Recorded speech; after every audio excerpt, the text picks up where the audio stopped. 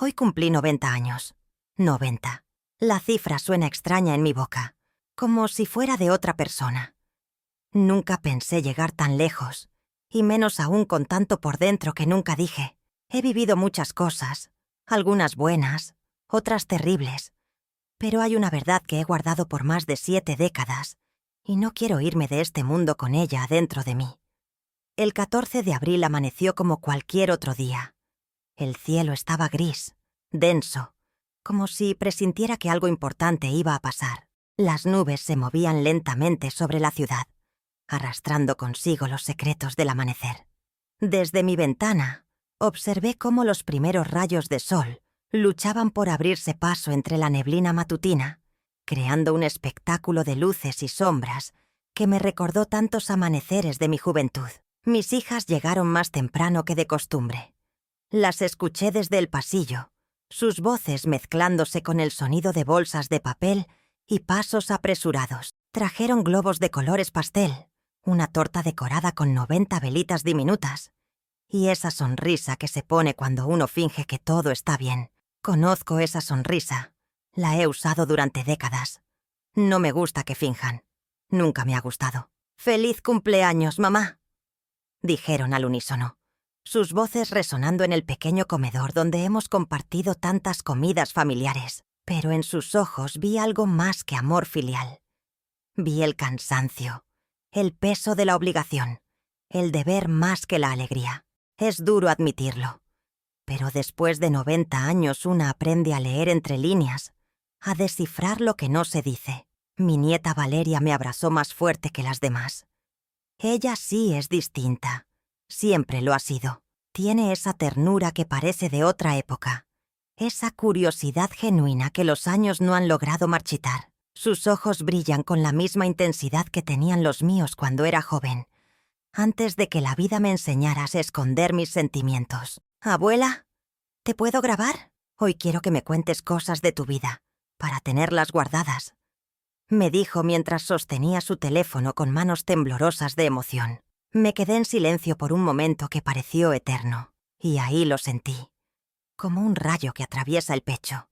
Tal vez era la señal. Tal vez había llegado la hora de hablar, de liberar todo lo que había mantenido encerrado durante tantos años. Las palabras se agolparon en mi garganta como pájaros enjaulados, esperando ser liberados. Los primeros años. Nací en 1935, en un pueblito olvidado de Veracruz cuyo nombre apenas aparece en los mapas. Era uno de esos lugares donde todo el mundo se conoce, donde los chismes viajan más rápido que las noticias, donde los secretos son imposibles de guardar. Mi padre era agricultor, tenía las manos curtidas por el sol y la tierra, y el corazón endurecido por las dificultades de una vida que nunca fue fácil. Mi madre era ama de casa y mártir voluntaria, siempre sacrificándose por otros, siempre poniendo las necesidades de la familia antes que las suyas. Éramos pobres, pero no lo sabíamos hasta que otros nos lo dijeron. Nuestra pobreza era la pobreza digna de quienes trabajaban la tierra, de quienes sabían que cada grano de maíz, cada frijol, cada tortilla, representaba horas de esfuerzo bajo el sol implacable. Vivíamos en una casa de adobe con techo de lámina, donde el sonido de la lluvia se amplificaba como tambores en la noche. Yo era la menor de 7 hijos, la más callada, la más invisible. Mis hermanos mayores tenían personalidades fuertes, voces que se alzaban en la mesa, opiniones que importaban. Yo aprendí desde pequeña que mi lugar era en la sombra, observando, escuchando, guardando todo en mi corazón, como tesoros que nadie más podía ver. A los 10 años, mi madre enfermó. Nunca supimos exactamente qué la aquejaba. En esos tiempos y en esos lugares, la medicina era un lujo que no podíamos permitirnos. Los remedios caseros, las hierbas del monte y la fe eran nuestras únicas herramientas contra la enfermedad. Vi cómo mi madre se consumía lentamente, como una vela que se derrite gota a gota, hasta que su fuerza se desvaneció por completo. A los 11 años ya me habían puesto a cocinar, lavar y cuidar a mis sobrinos. Mis manos pequeñas aprendieron a manejar ollas pesadas, a tender ropa en cordeles que me quedaban demasiado altos, a cambiar pañales y a mecer bebés hasta que se durmieran. Nunca jugué con muñecas porque tenía bebés reales que cuidar. Nunca supe lo que era la infancia porque la mía terminó antes de comenzar. El despertar del corazón. Tenía 15 años cuando conocí a mi primer amor y 16 cuando todo cambió para siempre. Se llamaba Emilio, 20 años mayor que yo. Un hombre que había llegado al pueblo con sueños de ciudad y desilusiones a cuestas. Era un poeta frustrado, de esos que leen Neruda bajo la luz de una vela y escriben versos en servilletas de papel. Pero tenía una mirada que hipnotizaba, ojos profundos como pozos, donde una podía perderse para siempre. Cuando me miraba, sentía que por fin alguien me veía realmente, que ya no era invisible. Sus palabras eran como música para mis oídos acostumbrados al silencio. Melodías que despertaban partes de mí que ni siquiera sabía que existían. Nos encontrábamos a escondidas, cerca del río que dividía el pueblo en dos. Allí, entre los sauces llorones y el murmullo del agua, él me decía cosas que yo no entendía pero que me hacían sentir especial, única, amada. Me recitaba poemas de autores que yo no conocía. Me hablaba de ciudades lejanas y de sueños que parecían imposibles. «Eres como una flor que crece en el desierto», me decía mientras acariciaba mi cabello. Hermosa, pura, resistente. Yo no sabía que las flores del desierto, aunque hermosas, suelen tener espinas. Una noche de luna llena, cuando los grillos cantaban su sinfonía nocturna y el aire olía a azahares, pasó lo que pasa cuando una joven no sabe nada de la vida y un hombre mayor se aprovecha de su inocencia. No sabía nada sobre mi cuerpo, sobre el amor, sobre las consecuencias. Nadie me había explicado nunca nada. En esa época, estas cosas no se hablaban. Las mujeres llegábamos al matrimonio tan ignorantes como hojas en blanco. 3 meses después, cuando la náusea matutina y los mareos me traicionaron, supe que algo había cambiado para siempre en mi cuerpo. Mi periodo se había ausentado, mis pechos dolían, y una sensación extraña crecía en mi vientre como una semilla plantada en tierra fértil. La caída. Cuando mi padre se enteró, su rostro se transformó en una máscara de ira que nunca había visto antes. Sus manos, acostumbradas a trabajar la tierra, se convirtieron en puños que encontraron mi rostro con una furia que parecía venir de lo más profundo de su alma herida. «Has deshonrado a esta familia», gritaba mientras los golpes llovían sobre mi cuerpo tembloroso. «Eres una desgraciada, una perdida». Mi madre no me miró durante meses. Su silencio era más doloroso que los golpes de mi padre. Donde antes había amor incondicional, ahora solo había vacío, decepción, vergüenza. Los vecinos comenzaron a murmurar. Las miradas en la calle se volvieron acusadoras. Los saludos cordiales se transformaron en susurros maliciosos. Emilio desapareció como humo en el viento. Un día estaba allí, prometiéndome amor eterno, y al siguiente se había esfumado sin dejar rastro. Algunos dijeron que había regresado a la ciudad, otros que se había ido al norte, pero nadie sabía con certeza. Lo cierto es que me dejó sola, con un bebé creciendo en mi vientre y un futuro incierto por delante. Para no avergonzar a la familia, me mandaron con una tía en la capital. Era una mujer severa que me veía como una carga, un problema que había que resolver lo más rápidamente posible. Me instalé en un cuarto pequeño y húmedo, donde pasé los meses más largos y solitarios de mi vida. El nacimiento y la pérdida. Ahí di a luz, sola en un hospital público donde nadie me preguntó mi nombre completo, donde las enfermeras me trataban como un número más en su lista de pacientes. El dolor del parto se mezclaba con el dolor del alma, creando una sinfonía de sufrimiento que parecía no tener fin. A mi hija la vi solo unos minutos, pero esos minutos quedaron grabados en mi memoria como fotografías eternas. Era pequeña, perfecta, con una mata de cabello oscuro y unos ojos que parecían contener toda la sabiduría del mundo. Sus deditos se aferraron a mi dedo índice con una fuerza que me sorprendió, como si supiera que era nuestro único momento juntas. Una enfermera se la llevó antes de que pudiera siquiera ponerle un nombre. «Es mejor así», me dijeron. «Ella tendrá una buena familia, una oportunidad. Nunca supe a dónde se la llevaron.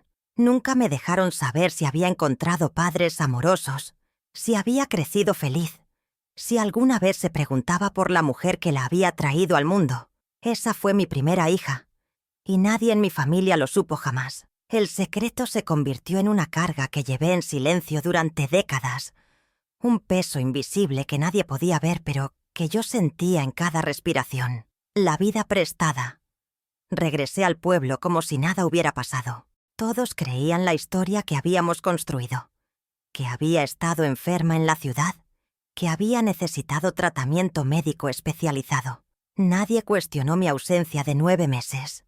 En esos tiempos, la palabra de la familia bastaba. A los 20 años me casaron con Julián, un buen hombre, pero frío como el mármol. Era viudo, tenía una pequeña tienda en el pueblo, y necesitaba una esposa que se hiciera cargo de su hogar. El matrimonio fue arreglado por nuestras familias, una transacción más que un acto de amor. Yo acepté porque no tenía otra opción. Una mujer soltera a los 20 años era vista con sospecha, y yo ya cargaba con suficientes secretos. Tuvimos 3 hijos: Roberto, Carmen y Patricia. Los crié con amor, pero siempre sentí que algo faltaba, que había un hueco en mi corazón que nunca lograba llenar completamente. Cada vez que los abrazaba, pensaba en esa otra niña, en mi primera hija, y me preguntaba si ella también tendría brazos amorosos que la consolaran cuando llorara. Cuidé una casa. Fui la señora ejemplar durante décadas. Cocinaba, limpiaba, cosía, atendía a mi esposo y a mis hijos, con la dedicación de quien ha encontrado su propósito en la vida. Pero por dentro, algo se había roto el día que entregué a mi primera hija. Algo que nunca logré reparar completamente. Los fantasmas del pasado. Cada vez que escuchaba llorar a un bebé en la calle, sentía una punzada en el pecho, como si una aguja invisible atravesara mi corazón. Cada vez que una madre abrazaba a su hija en el parque, sentía celos, una envidia sorda que me avergonzaba pero que no podía controlar. Pasaron los años. Mis hijos crecieron, se casaron, me dieron nietos. Me convertí en abuela, en el centro de una familia que me amaba y respetaba. Pero aunque nadie lo notaba, yo seguía vacía por dentro, como una casa hermosa pero abandonada, donde los recuerdos hacen eco en habitaciones vacías. Durante años le escribí cartas a esa hija que no conocía. Era mi única manera de mantener viva la conexión, de sentir que de alguna manera seguía siendo su madre. Las escribía en secreto, cuando todos dormían, a la luz de una pequeña lámpara en mi habitación. Hoy cociné arroz con leche, tu postre favorito cuando eras bebé, escribía en una de ellas. Me pregunto si te gustará ahora, si alguna vez pensaste en mí, si cuando pruebas el arroz con leche sientes algo extraño en el corazón. Hoy vi a una niña que se parecía a ti en el mercado. Decía en otra, tenía tus mismos ojos, tu misma nariz. Me quedé mirándola tanto tiempo que su madre se asustó y se la llevó. Me pregunto si tienes hijos, si alguna vez les cuentas que tienes una madre en algún lugar del mundo que nunca dejó de pensar en ti. Guardaba las cartas en una caja vieja bajo mi cama, junto con otros tesoros secretos. Un pañal diminuto que había logrado guardar, una fotografía borrosa del hospital, un mechón de cabello que la enfermera había cortado sin que yo lo pidiera. Nunca las envié porque no sabía a dónde, a quién. Escribir era mi único consuelo, mi única manera de mantener viva la esperanza de que, algún día, de alguna manera, mi hija sabría que nunca dejé de amarla. Los terremotos del alma. En 1985, cuando el gran terremoto sacudió la Ciudad de México y las imágenes de destrucción llenaron los periódicos y la televisión, mi corazón se detuvo por un segundo. ¿Y si estaba allá? Pensé con terror. ¿Y si mi hija vivía en esos edificios que se derrumbaron? Pasé semanas en un estado de ansiedad constante, leyendo periódicos obsesivamente, buscando nombres en las listas de víctimas, estudiando cada fotografía en busca de un rostro que pudiera ser el suyo. Patricia, mi hija menor, me preguntaba por qué estaba tan preocupada por los damnificados del terremoto.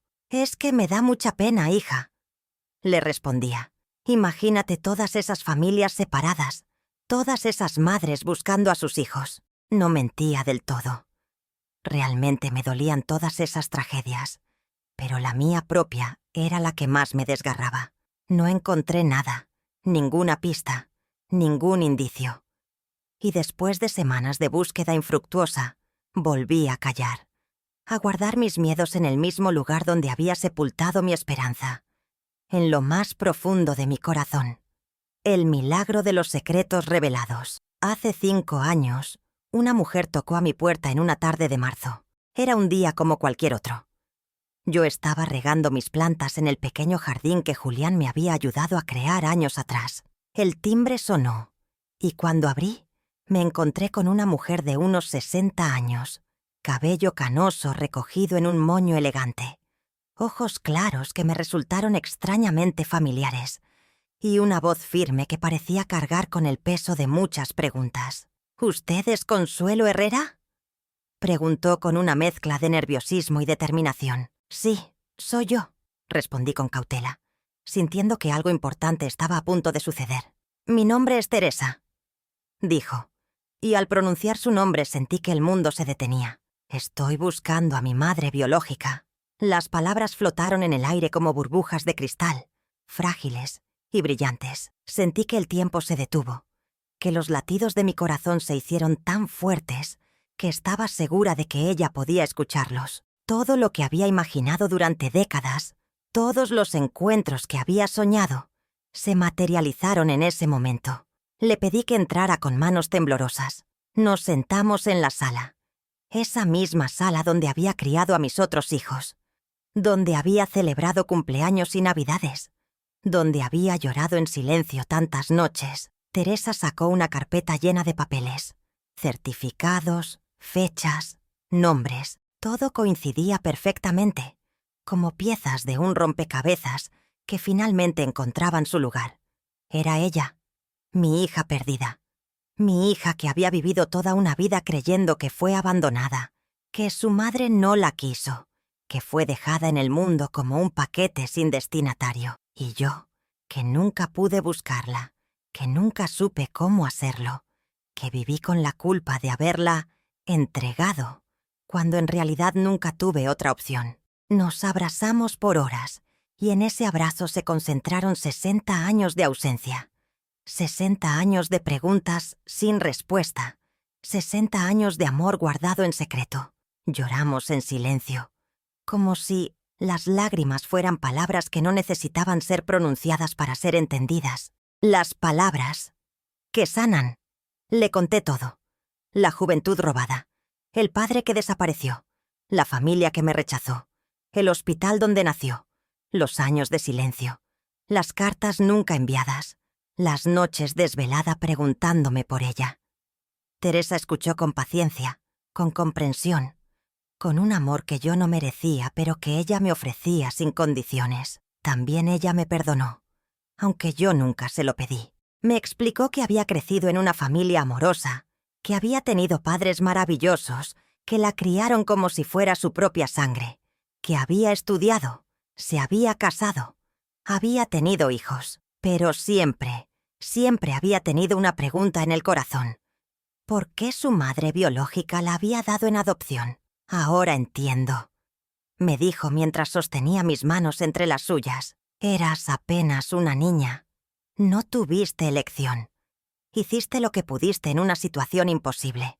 La nueva vida Teresa vive ahora en Guadalajara. Me llama cada semana, siempre los domingos por la tarde, cuando el sol entra por mi ventana y todo parece más dorado, más esperanzador. Me dice «mamá», con una naturalidad que me emociona hasta las lágrimas. Me manda fotos de sus nietos, es decir, mis otros nietos. 10 pequeños que no sabían que tenían una bisabuela en un pueblo perdido de Veracruz. Mis otros hijos aún no lo saben. Roberto, Carmen y Patricia siguen creyendo que son 3 hermanos, no 4. Tal vez no lo acepten cuando se enteren. Tal vez les moleste saber que les oculté esta verdad durante tanto tiempo.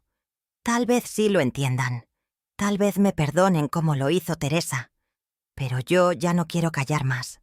Durante 90 años he guardado secretos, he tragado palabras, he vivido con verdades a medias. Es agotador cargar con tanto peso. Es doloroso vivir con el corazón fragmentado. El legado de la verdad. Valeria, mi nieta, me pidió que le contara mi historia. Y aquí está. No importa cuántos años pasen. La verdad siempre vive en algún rincón del alma, esperando el momento adecuado para salir a la luz. Puede tardar décadas. Puede esconderse detrás de mentiras piadosas y medias verdades. Pero siempre encuentra una manera de manifestarse. Me callé toda mi vida porque me hicieron creer que había pecado, que era culpable de algo terrible, que debía avergonzarme de mi pasado. Pero ahora sé que el mundo es el que falló, no yo. El mundo que no protegió a una niña de 15 años, que no le dio opciones a una adolescente embarazada, que la juzgó en lugar de ayudarla, que la obligó a esconder su maternidad como si fuera un crimen. Si tienes algo guardado, algo que pesa en tu corazón como una piedra, no esperes a los 90 años para decirlo. La vida es demasiado corta para vivirla con secretos, demasiado preciosa para desperdiciarla en el silencio. Los secretos son como veneno. Mientras más tiempo permanecen en el cuerpo, más daño hacen. Yo tuve suerte. Mi historia tuvo un final feliz, un reencuentro que parecía imposible. Pero no todos tienen esa fortuna. No todos encuentran a sus hijos perdidos. No todos reciben el perdón que necesitan. No todos logran sanar las heridas del pasado. Por eso, si tienes algo que decir, dilo ahora. Si tienes algo que perdonar, perdona ahora. Si tienes amor que dar, dalo ahora. No esperes a que el tiempo se agote, porque cuando eso pase, será demasiado tarde para reparar lo que se rompió, para decir lo que se cayó, para amar como se debió amar desde el principio. Hoy cumplo 90 años, y por primera vez en décadas, siento que mi corazón está completo.